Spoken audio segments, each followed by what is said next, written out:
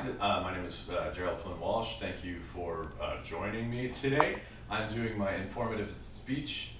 With me is my beautiful fiance Jen and her sister and her husband Tyler. So thank you guys for being here. You're welcome. And we're just gonna go right into it. Over $30 billion worth of pizza is sold in the US alone. It's one of the most popular dishes in the world. You've probably had it once, a dozen, if not hundreds of times before.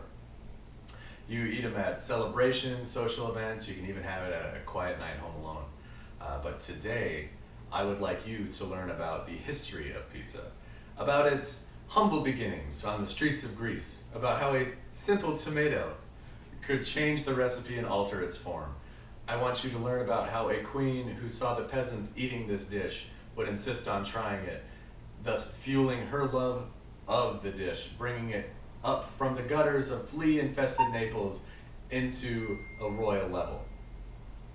I would want you to learn, of course, as well, how immigrants and an eventual world war would bring pizza as we know it today into our homes, into our hearts, but most importantly, into our stomachs.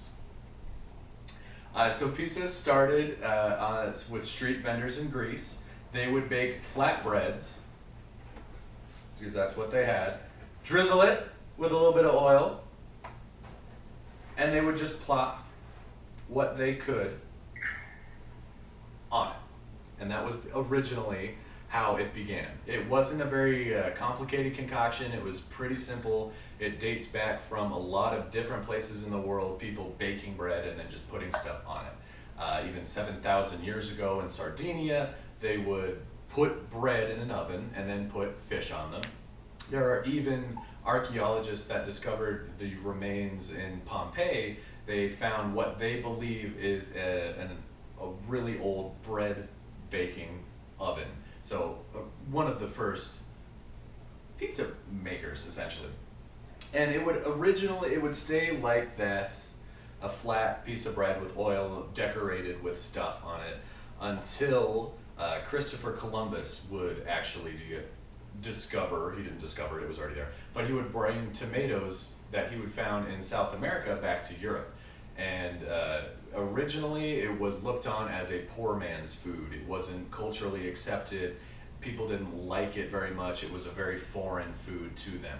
So what they did is street vendors, very poor people, could afford the tomato, would put it on their flatbread and put cheese on it and things like that.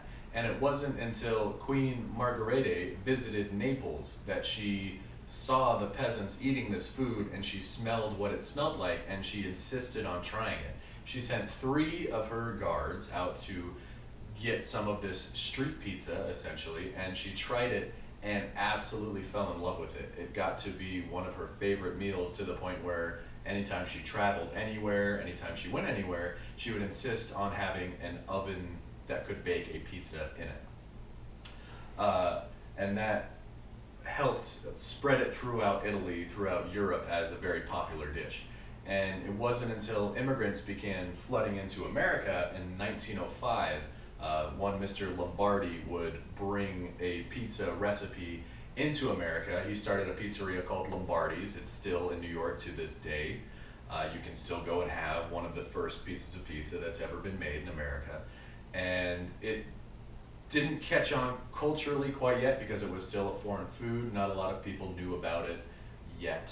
It wasn't until after World War II that the GIs who were stationed in Italy came back to the States and had this craving for the pizza that they'd had over there. So they went to Lombardi's. Lombardi's became even more popular.